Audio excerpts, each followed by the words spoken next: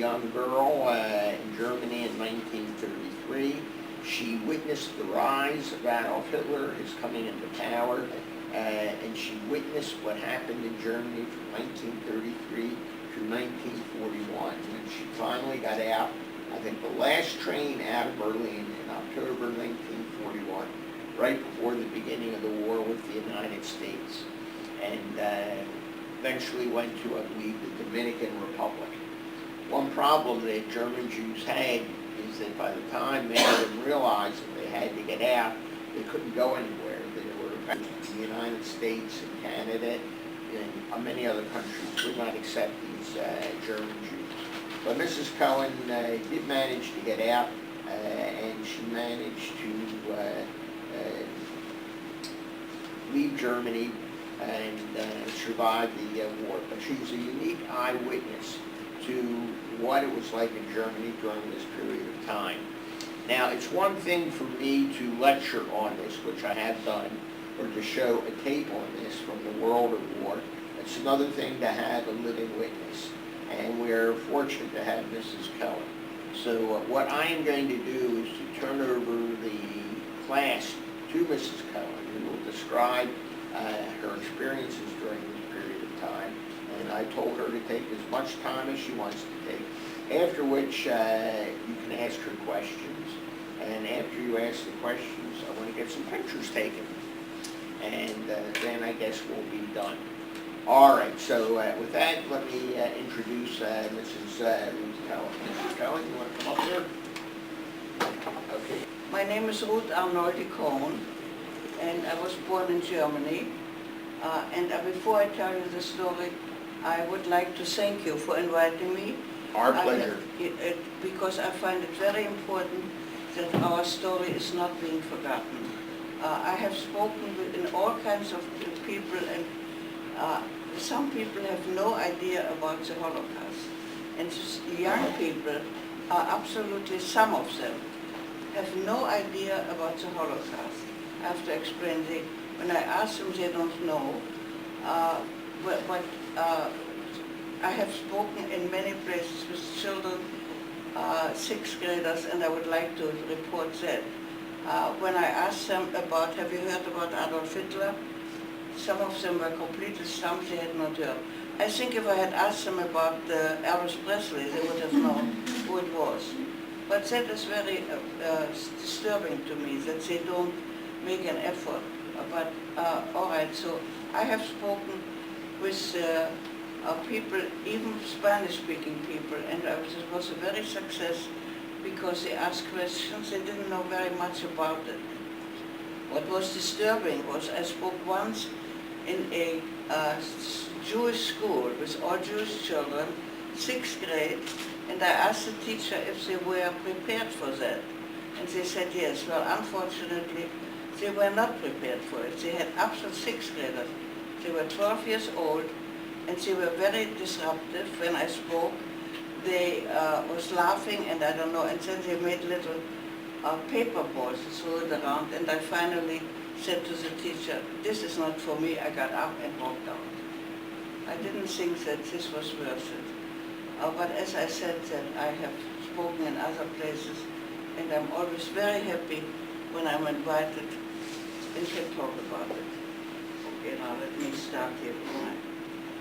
First of all, I want to show you, it's too bad you can see. This is my birth certificate. In 1927.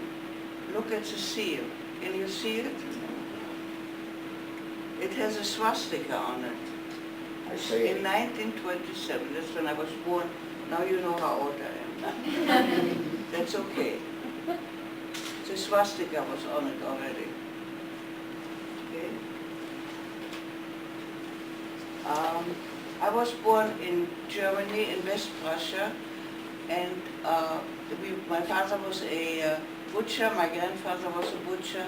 It was a little town where everybody knew everything, and I remember, it's hard to believe, but I remember things when I was 3 years old. I'm one of those crazy people whose memory is, goes forever. It's like sometimes I wish it wasn't like that, because not only the good things, but also the bad things come back. We had, as I said, we had a good living. My parents were Orthodox people. My grandfather was also Orthodox. And in 1930, we had visitors from America. My father's cousin, I have no idea where they were. They lived in Worcester, Massachusetts. Little did I know where Worcester is. But anyway, they said to my father in 1930, when we go back to America, we send you the papers, and we want you to come. And my father, an Orthodox Jew, which was a staunch German, I mean, there was nothing more important to him than being a German. He said, I am not going to leave. I have lived here. We have lived there for generations, for long. That's where my Italian maiden name comes from. The place once belonged to Italy. And he said, I fought in the First World War. I have the Iron Cross, which Hitler was the first thing took away from him. And nobody cared whether he was in the war, and he was something was happened to him, I don't know. But in my father, as I said, was a butcher, and in 1931, I think the business didn't go so well, so his relatives who lived in Berlin said, come to Berlin, it's much better here, and we left in 1931 to Berlin, where my father bought a poultry store, and we lived the neighborhood was right next to the store, and it was not good. I remember terrible things which I will not talk about because it's irrelevant to this evening. But he had to give it up. And then we moved in Berlin to a very new neighborhood where they had new apartment buildings. It was a beautiful neighborhood. It's like, outside. It was not in Berlin itself. It was in Berlin, but it wasn't. And so my father could not open a butcher shop, so he started to work at the Jewish cemetery. I don't know how one came to the other, because we were not told why, and children were not told anything. Children just listened, but they did not have to, they didn't voice anything. That was, well, in 1933 I started school. The school was not far from us, and on my first day of school, there was I was the only Jewish girl in school, and one of the girls called me a Sauyud. That means a pig youth. That was not a nice name. And my teacher was not a Nazi, and he took her out of the classroom and talked to her about it. His name was Mr. Hamann, which is very appropriate. Now we are going to celebrate Purim, and the villain of Purim was Haman. But he was not a Nazi, but I always find that strange. I mean, I really was aware that this girl was the daughter of a Nazi. And she could have gone home. Mr. Hamann could have been killed the next day. But for some reason, the girl was okay. And Mr. Hamann was very protective of me. I was there for a year or two, and I was thrown out of school because I was the only Jew, and Jews were not supposed to be there. So my parents enrolled me. There was a private girls' school, which was farther away from us, and I had to take the train. Hitler, the same year that I started school, Hitler came to power, and the demonstrations began against the Jews very shortly after he came to power. When he was just in power for 1 year, for 5 days. Hitler was in power for 5 days, and already signs went up of not buying from Jews. He gave a speech once, and he said, in German it says, ein Volk, ein Reich, ein Führer. I looked it up in the book, and it was one nation, one empire, and one leader. In 1934, in Nuremberg, Hitler was talked about the Jewish solution already. It was a call of the wild beast, he said. He also said his speeches where I can still hear his screaming in my ears. I mean, if I stop now, I can hear that because he screamed. If you ever heard Castro, that was how he talked. He talked endlessly, hours, and people had to listen to that. And he said, he talked about that what the cooks do. They cook and they eat, but what we do is for eternity. After 1 year, Adolf Hitler was named the Time magazine Man of the Year. I never understood it. Then I didn't know it, but I cannot understand it now. But I understand now that you don't just have to do good things, but it is whoever did something that is different. I always wanted to tell you after I discussed with, told you that I wanted to, I'm glad when I'm invited. I regress a little bit. In 1995, I was interviewed by Spielberg, not him himself, but he had people all over the world who interviewed Holocaust survivors. It was almost a whole day. They interviewed me for an hour and then we went out because it was I got a tape from him. And on the tape there is a saying, and that is such a beautiful saying. And it said, so that generations never forget what so few lived to tell. I think it's beautiful. Anyway, the thing, right after Hitler came to power, they had demonstrations. We lived in that place, it was a beautiful place, and every Sunday, by the demonstration, we lived on the 3rd floor, but right there, they had their corner, where the policemen and the SS and the SR, you know what that is, I assume, had demonstration and they shouted, out with the Jews, kill the Jews. And the thing was that the demonstrations had for me, I was at that time 6 or 7 years old, the SSS and the SR, they came on motorcycles and they had from the motor, from the head, they had this strip around it. To this day, that was a sign that killed the Jews, and when they had their things, when they talked and screamed. And to this day, when I see a motorcycle, and they have this strip around there, because they have to rush to a fire or something, I get the same feeling that I had 78 years ago. And I get very, very upset about that. There are certain things that I will never forget. One of the things is, for instance, when I tell you, sometimes out of turn, when they painted, we lived in New Jersey. We moved to New Jersey, and there was a park, and it was spring, and they painted the benches yellow. Well, in Berlin, they painted the yellow benches, as I said, for Juden, for Jews only. And I moved to Passaic, and they started to paint the benches yellow.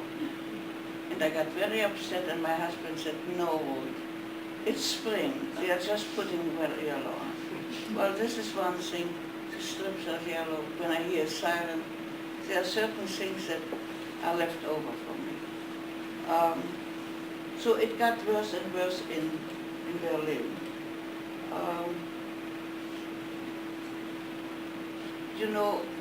The school, they constantly had something over the Jews, and we were only allowed, for instance, to go shopping between 4 and 5. We had very little food, and my father had we were kosher, of course, and my father had a woman who had a stand in a market, and she said that if you bring me silver and crystal, I will give you meat for that. And when I came home from school, I emptied out my school bag, which I had on my back, and my father put in the silver and the crystal, and we went as a tramway to that woman. Now that was extremely dangerous, because if one SS-man had said to him, and he had the right to do that, let me see what you have in your school bag, we would have been both shot at the spot. Also the thing was that this woman admits she had only pork. We did not eat that, but we ate it. And I must say, to this day, I have tremendous respect for my father, because it was a tremendous adjustment for him. But he wouldn't let his children starve because of a religious thing.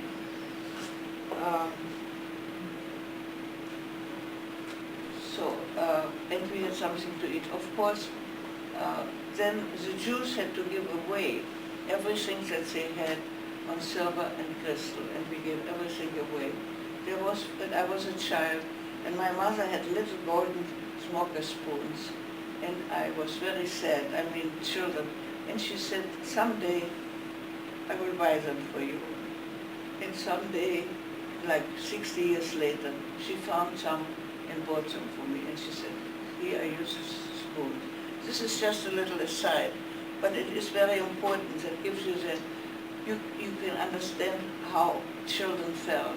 We were not allowed to go out to play. We were not allowed to. You could go out, but you took the risk that the SS-man will walk by and will say, who are you? They had every right. We couldn't go to the movies. We couldn't do anything. There was a Jewish organization which had a movie, but we were only allowed everything was forbidden. We could only go shopping at a certain times, and which got worse when the war broke out, but I'll get to that. I had no childhood, really, and now I come to something that has been bothering me for years, ever. I never had a childhood. From the day I got to school at age 6 till I left for the Dominican Republic at age 14, I was not a teenager, I was not a carefree child.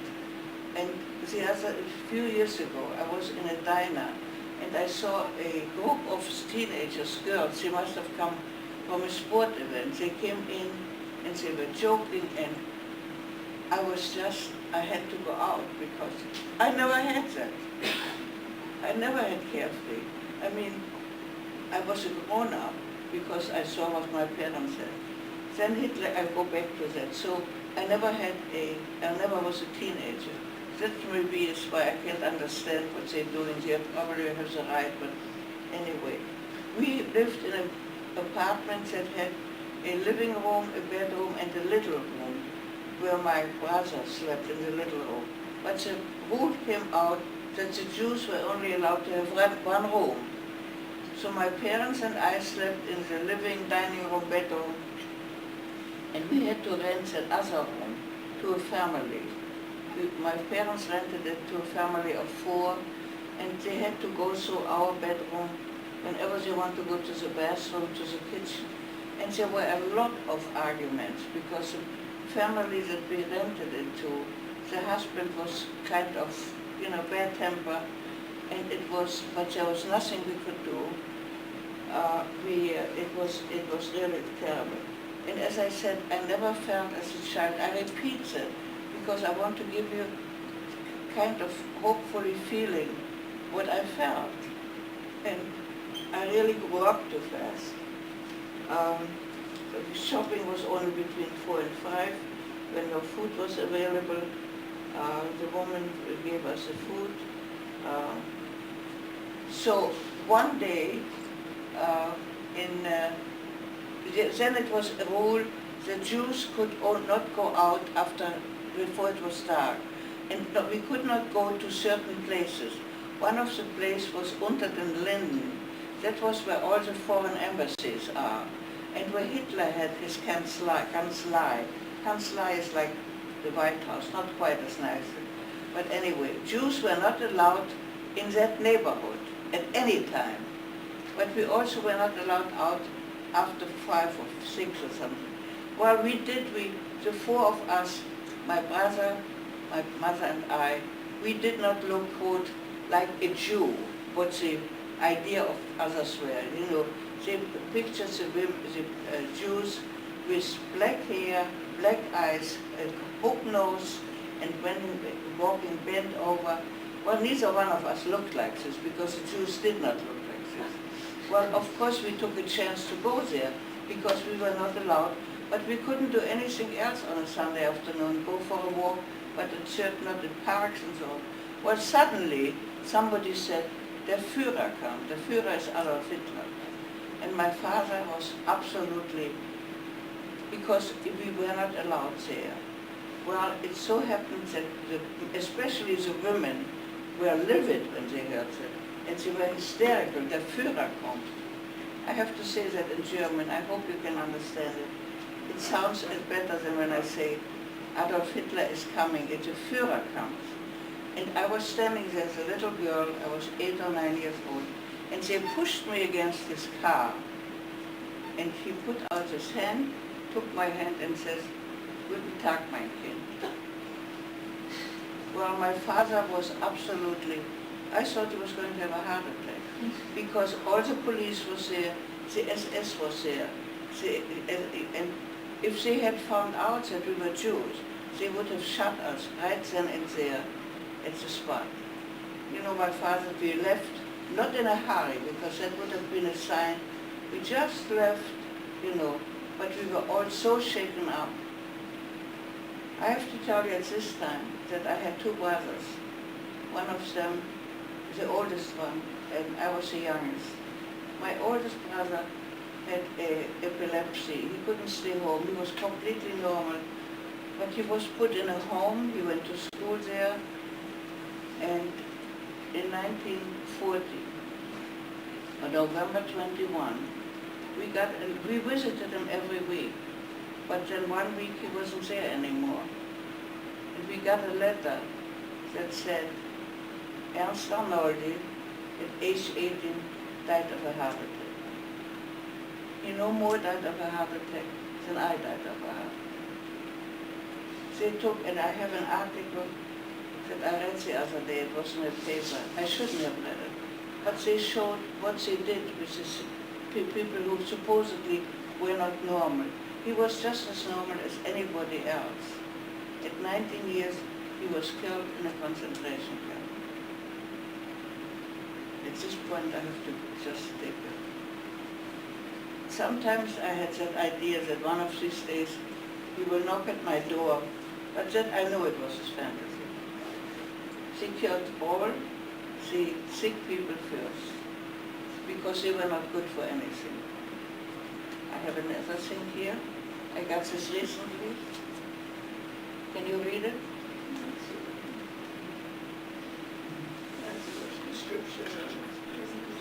Nazi persecution of homosexuals.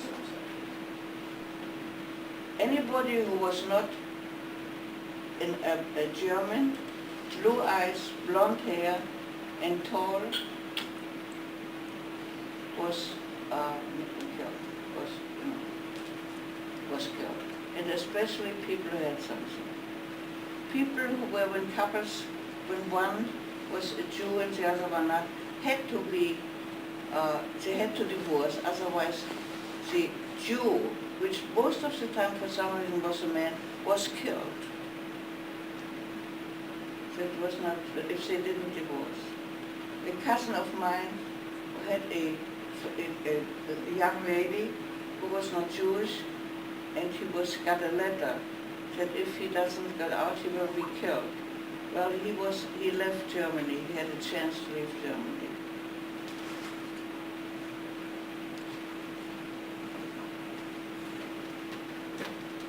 Thank you.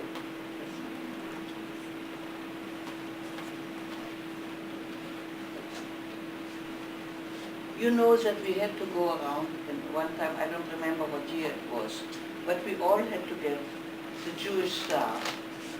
I just had that in the Hadassah magazine. This is what it looked. It's very, I can give it to you, you can put it on. It was a yellow star with the word Jude in it. And you had to wear that, not only on the outside, but you had to wear that every time you opened the door. But they only gave us one star. That was another thing, and you could not pin it on. You had to sew it on. Now, do you put it on your coat if you go out, or do you put it on a dress when you were home? You had to wear it at home because somebody could come and you had to open the door and he wasn't Jewish, you had to know. So what we did, we sewed it on, and we sewed it on the coat, and had the coat hanging right by the door. So when the doorbell rang, we put the coat on so that whoever was there, and of course we had to wear it when we went out. At one point, we were still allowed to use a tramway, but we of course had to wear the star, and we had to sit in the back of the bus or tramway, and if there wasn't any space for anybody else in front, you had to get out.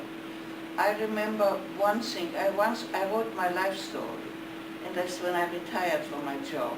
And I remember the first I started to say in my paper was, I told the story, I went into the tramway, and I was a star here, and in came a young German girl in a riding uniform, and she was very happy, and my thought was, I wish I was free again someday, like she was.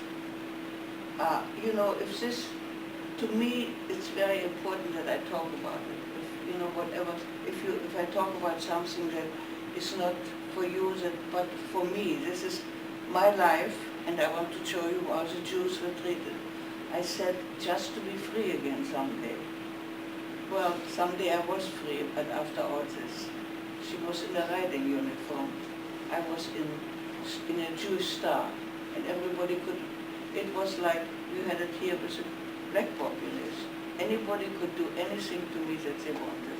If somebody was spitting at you, which they did, because they knew who I was, you had to, as my parents said, you had to say thank you. I mean, this is a sarcastic remark, but you had to, so that was the story with the stars we had to work. Well, one night, it was, our highest holiday is Yom Kippur. I have to say something else. We were not allowed to have a radio, but for some reason, friends of ours left for the United States, and they left a radio for my parents, which we were not allowed to have. And it was put on a closet that we have all up and covered up.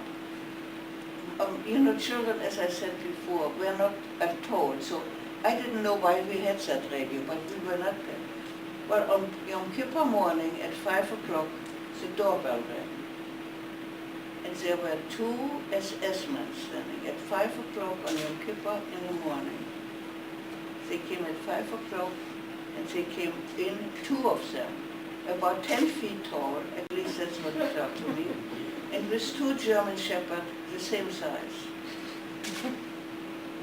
And they came in, and we all jumped out of bed, and they looked around, that's all I remember, and they were standing there. Now the thing was that there was a radio standing up there.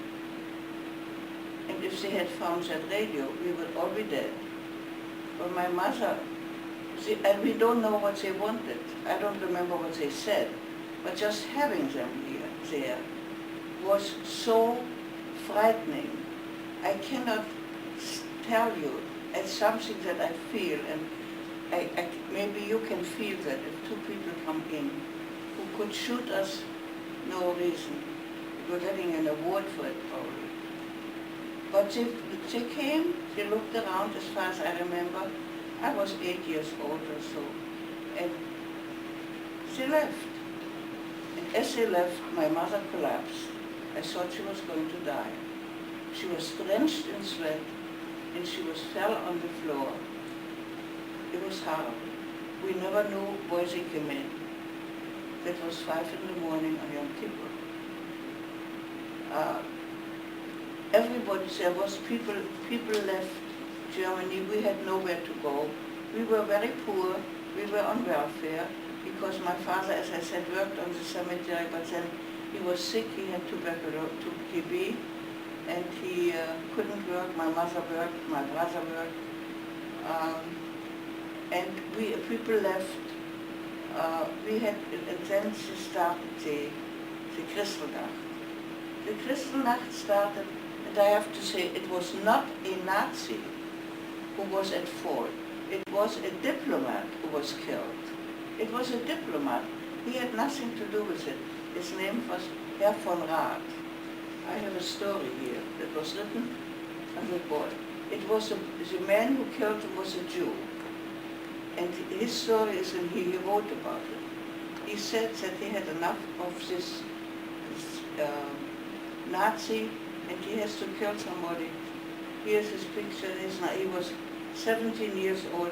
His name was Herschel, whatever here. I have it here somewhere. He killed him on November the 8th, 1938. And then he wrote a letter to his parents, which I cannot read to you because it's in German. I can translate it a little bit. He said, "My dear parents, I could not do anything other. I had to do what I did. My heart is bleeding when I think of it and what I did to you.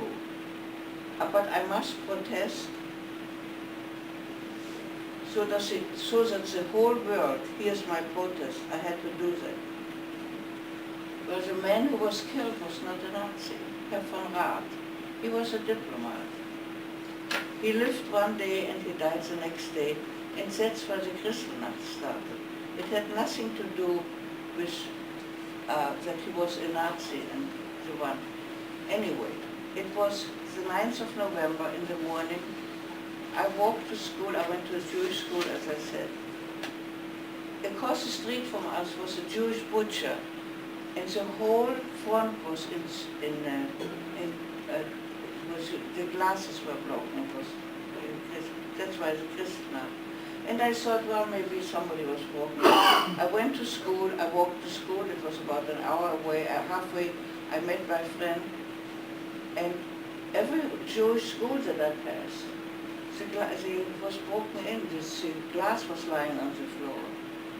And then my school was around the corner from the biggest school in Berlin. They call it now. That was the school, the synagogue. And as I walked by the synagogue, it was in flames. It was the biggest school in Berlin, was in flames. But that was not enough. The Nazis took the Torahs, you all know what a Torah is, Yes. and threw it into the fire. It wasn't enough that the school. Well, later on we found out that one fireman went there and extinguished the flame. Now that man could have been killed, right? But he wasn't. But the synagogue was completely destroyed.